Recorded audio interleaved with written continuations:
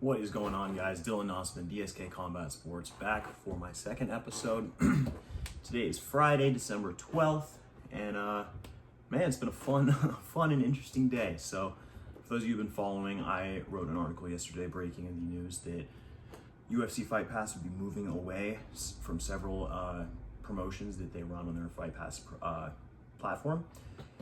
The 5 promotions that I listed were Legacy Fighting Alliance, Unified MMA, UAE Warriors, Samurai MMA up in Canada, and then Lux Fight League down in Mexico. Obviously, there's been a lot of chatter online, a lot of stuff coming out. I do want to just say off the top, a couple of my sources were incorrect. Looks like Samurai and Lux are both staying on UFC Fight Pass, so just want to say hand up, incorrect about those. But I have gotten 100% confirmation through several other sources that UAE Warriors, LFA, and Unified are all leaving UFC Fight Pass in search of other broadcast opportunities. What else I've noticed, and actually I'll put up a tweet right here from Ariel Helwani, who very much misquoted what I said, and I'm not sure if he just saw chatter online and then just assumed what people were saying or actually read my headline or not, but I never said that the UFC was cutting LFA or any promotion like that. What I said was the UFC is cutting ties with LFA as a business partner in regards to UFC Fight Pass. So that just simply means they won't be airing their events on UFC Fight Pass anymore. Their library is going elsewhere, probably to YouTube. They have their YouTube channel, the LFA Fight Network. It's got 500,000 subscribers, if I'm not mistaken, so pretty big platform there. And again, same for these other organizations. It's not like they're gone. They're not done. They're not folding. They're just simply looking for other broadcast opportunities. There's a couple things to think about here too with all this. On one hand, yes, Fight Pass going away, which, just to preface before I get back into it, that seems to be the trend where things are going. Fight Pass as a platform is most likely going to be just axed at some point in the next couple of years. During the summer, during the Paramount deal, essentially the UFC was looking for somebody to buy Fight Pass as its own entity. I'm pretty sure ESPN at one point offered as part of like the deal that they would acquire, they get the UFC rights and then also acquire Fight Pass, which that obviously didn't end up happening. Nobody was really interested because regional MMA unfortunately just isn't that much of a draw, and the fight, I think Paramount really wanted the fight library. As far as I understand, they're going to be taking over the fight library from UFC, Pride, all those events, and then whatever's left is kind of just hanging in limbo. So back to what I was saying. At the end of the day, there's a couple things to look at from a couple different perspectives for this. First of all, is, of course, while Fight Pass has been a useful platform for a lot of people, and it does consolidate a lot of mixed martial arts and combat sports, what we're looking to find, as I mentioned in my last video, it's extremely restrictive in terms of growth for these promotions. And that's why I talked about this the other day, so I could eventually use that as reference and say, this very well could be a good thing for regional MMA if the right decisions are made. For example, LFA confirmed leaving Fight Pass. They are looking at other options. Ed Suarez is a very smart businessman. He was Anderson Silva's manager. He has huge ties down in Brazil. He's obviously very connected in the North American MMA space as well.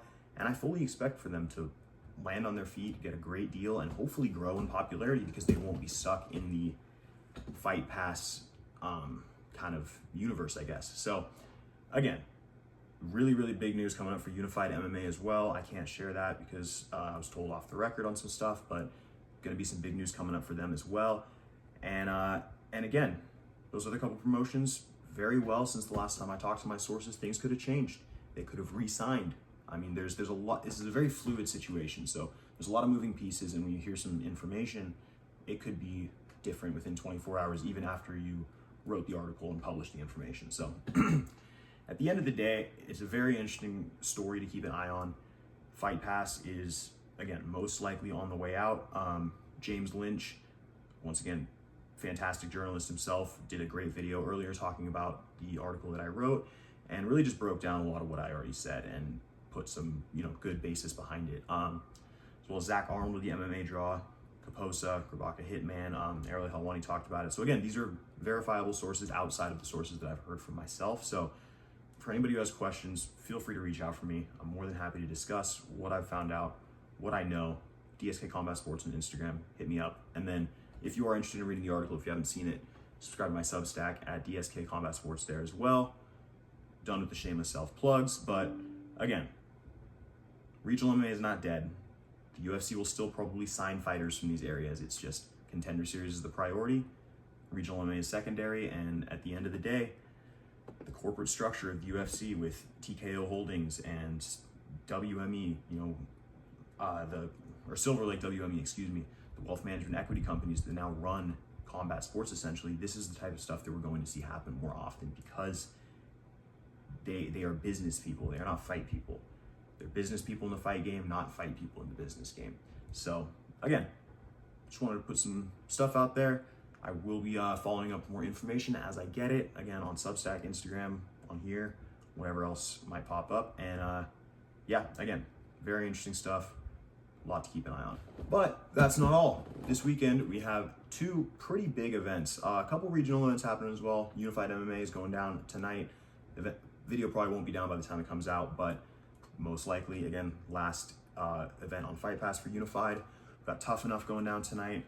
Really interesting fight between Jaylene Robledo and Evelyn Martins on that card. Jaylene Robledo, one of the top prospects out of the West Coast. She's a champion here in Arizona at Rough MMA, and she's moving to 135 for the first time. So really interesting fights there. But tomorrow we have the UFC Fight Night card, Royval versus Kape, last card of the year at the Apex, and then we also have PFL Europe in Lyon, France.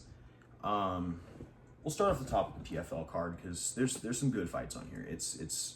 I've always said PFL Europe does the best job out of any of the PFL variations.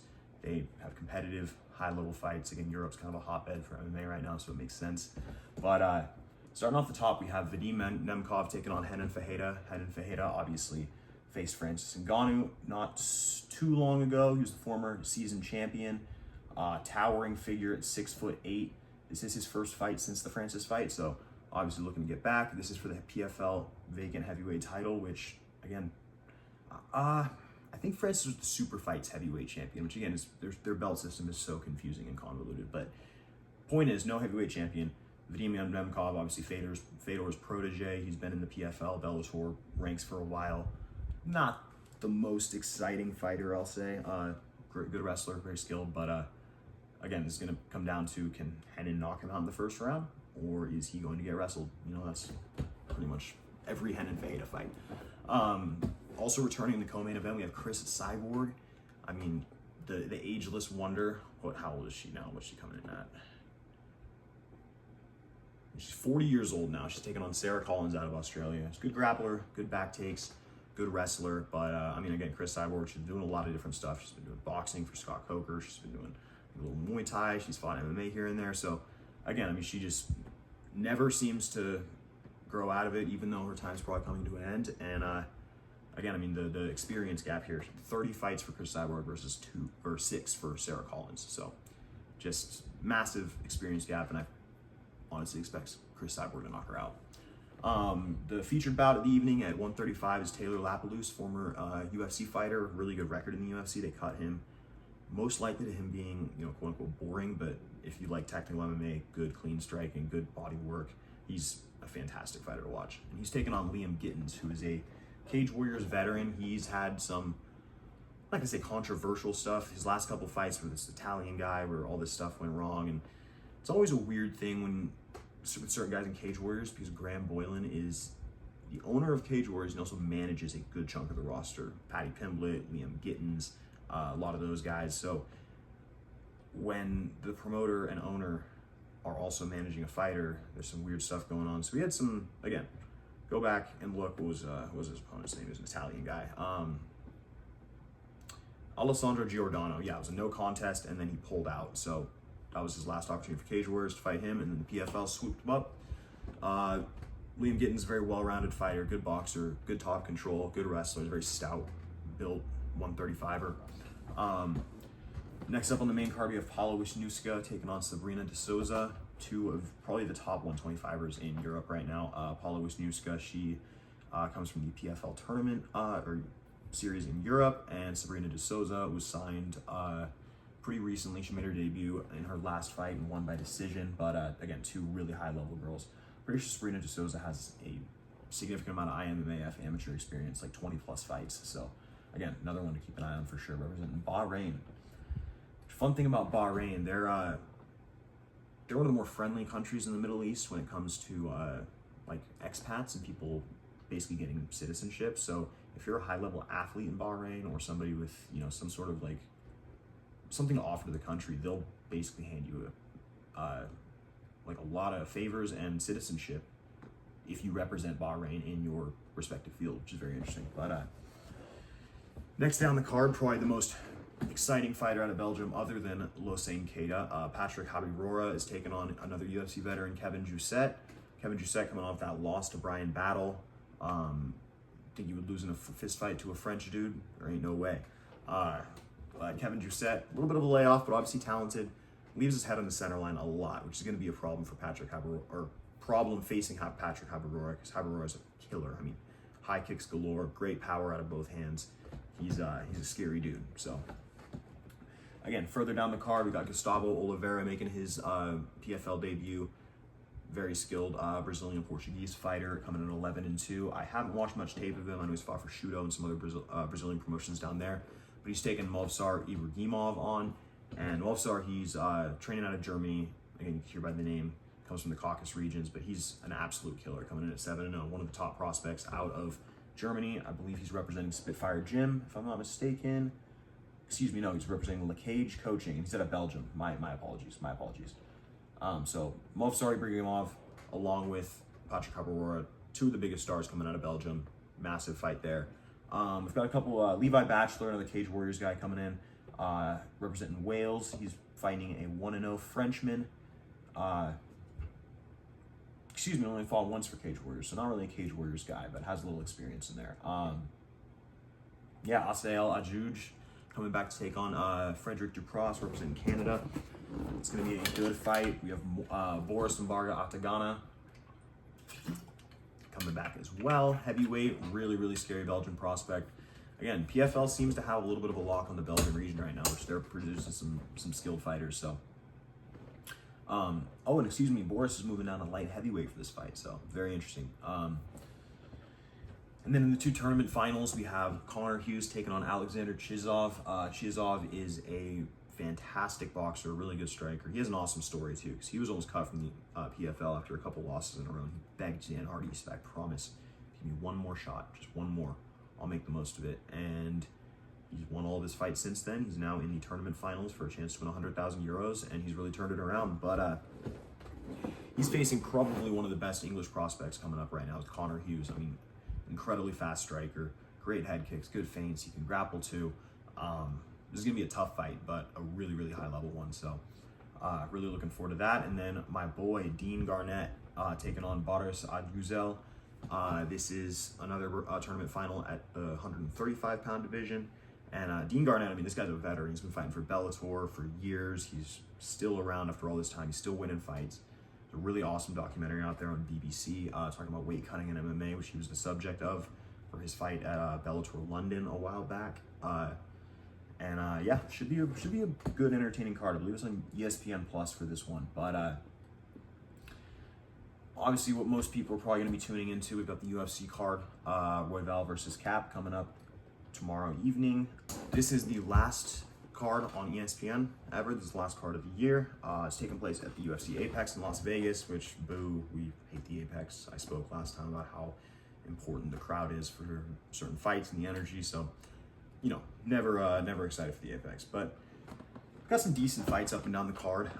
In the main event, Brandon Royval taking on Manel Kape. Royval coming in at number 3, Manel Kape coming in at number 7.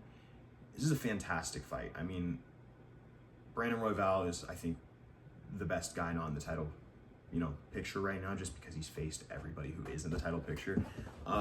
Beat some, lost to some, but at the end of the day, I mean, he's proven he's one of the premier flyweights in the UFC. And Manel Kape, I'm not as high on him as some people are. He's got power, he's got, he's menacing, but at the end of the day, he had a rough fight with Muhammad Makayev, and then his last one against Oscar Almabayev, he had to rake the guy's eyes to win the fight. So it was not a great performance in my opinion. But the big worry for Brandon Royval, he enters very open a lot. He will crash in with his chin out, chest out, and throw combinations. And if Manel Kape can catch him, that's always the biggest concern. But Brandon Royval has never been knocked out in his career. His only TKO loss is due to injury. And again, he's got a great chin and he's tough as shit. So I could very well see Royval winning by decision or submission here. And especially over 5 rounds. Manel Kape's never been 5 rounds before, as far as I know, at least in the UFC. And Royval, he's been 5 rounds multiple times with high-level guys. So moving down to the co-main event, we got Giga Chikadze taking on Kevin Vallejos. Very, very big prospect opportunity here for Kevin. He's obviously known for his tremendous boxing and skill within the octagon, but he lost a split decision to Jean Silva in the Contender Series. What's interesting about that fight in comparison to this one is Jean Silva beat him mostly with his kicking. He was the taller and longer opponent, and he really didn't allow Vallejos to get inside at all with his punches. And I honestly could see the similar thing happening here with Giga.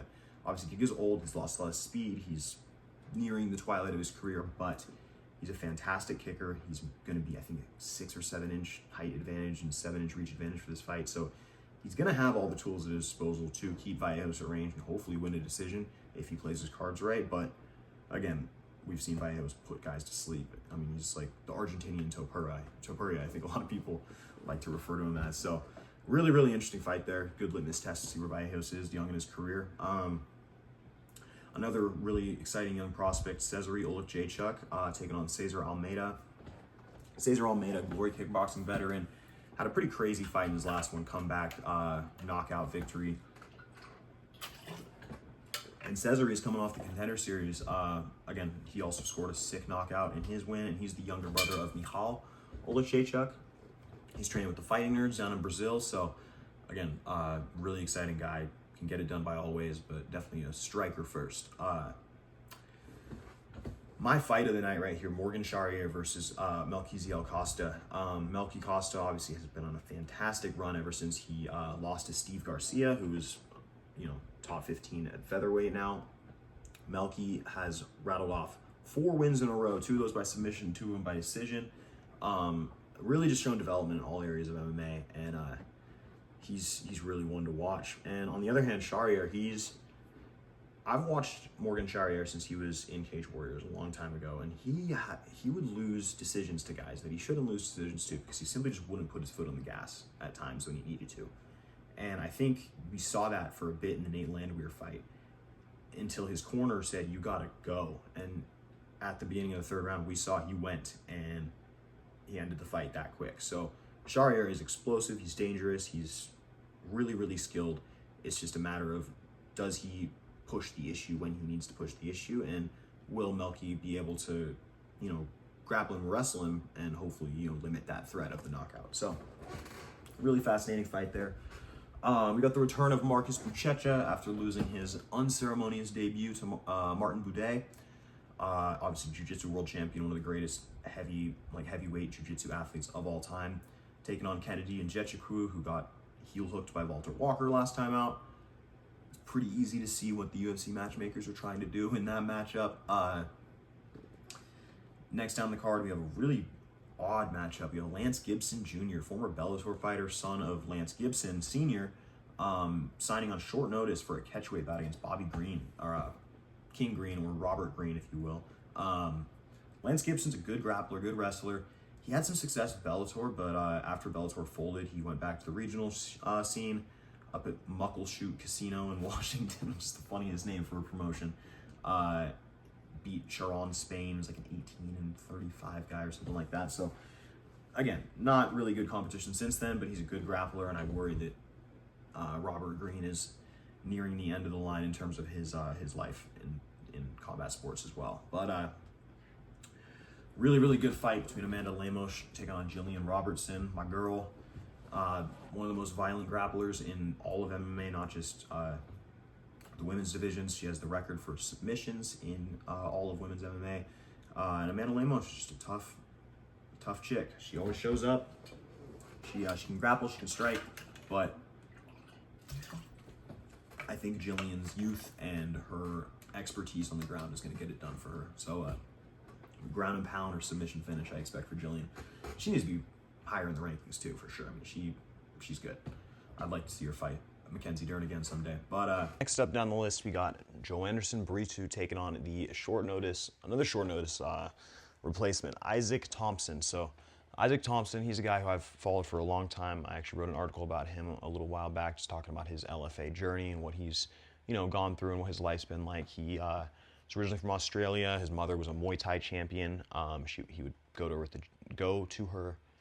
with her to the gym, excuse me, as a young child and train, and really just grew up in martial arts. He ended up moving to Sacramento as a teenager to train at Team Alpha Male with Uriah Faber and all those guys. So he fought most of his career in the LFA. He's really, really a talented young fighter. Tough opponent on short notice with Joanderson Brito. Really skilled striker. He's got good submissions. I think most people remember when Jonathan Pierce was holding him down and told him to do something about it, and Joanderson Brito promptly ninja choked him.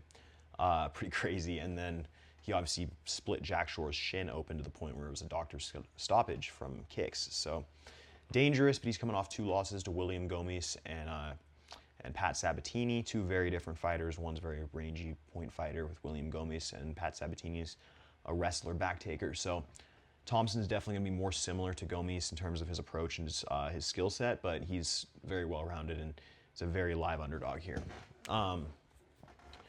Speaking of old dogs still doing it, we got Neil Magny at 31-13 taking on Yaroslav Amosov, which Yaroslav Amosov, from the moment that Bellator folded, he was a guy I had circled as like, I need to see him in the UFC, because coming in at 28-1, his only loss was to Jason Jackson, who, for those who know, is a very legitimate opponent, and it was the best night of Jason Jackson's career by far. So, other than that, he's beat nothing but the best that Bellator had to offer. His wrestling game is fantastic, as showcased against Logan Storley and other fighters.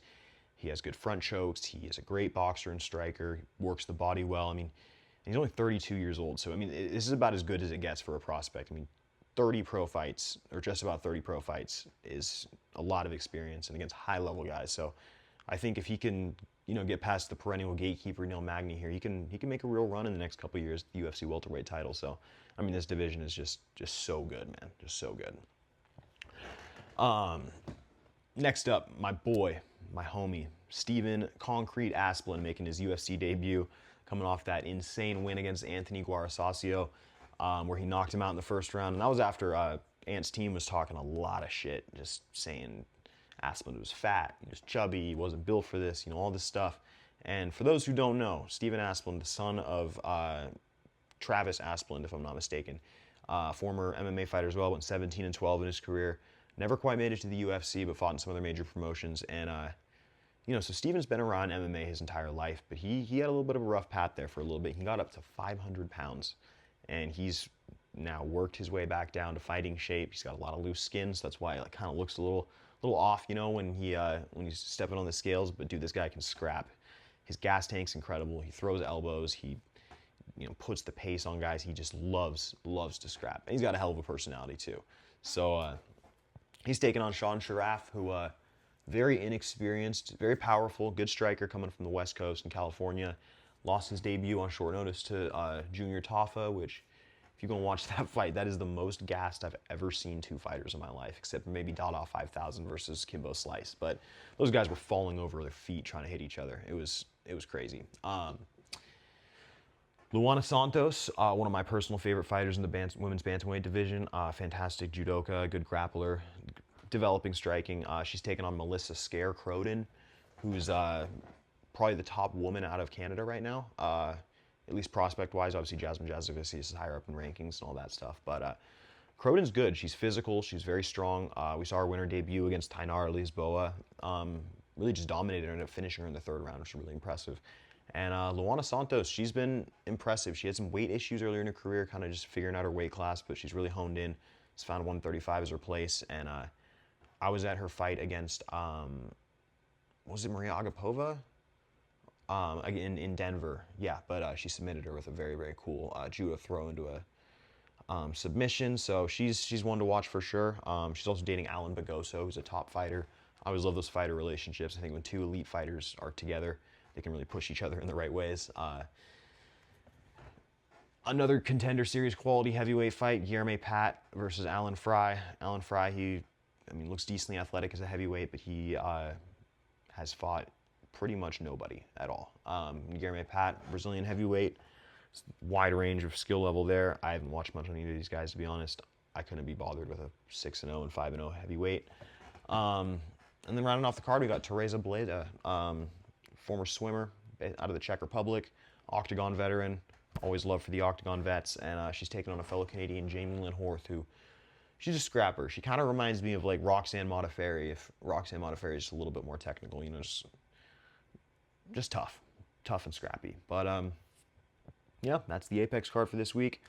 I will be commentating Apex Fight League this weekend in Phoenix, Arizona. Fantastic kickboxing card to end the year for us. And yeah, once again, check out my stuff on Substack. Check out my my Instagram. Again, a lot of news coming, a lot of exciting stuff with, I mean, Fight Pass and just the end of the year, you know, announcements, especially with the move to Paramount. So stay tuned. You know, read your articles. Make sure you're reading all the way through. And I will see you guys early next week for another video. Have a good weekend.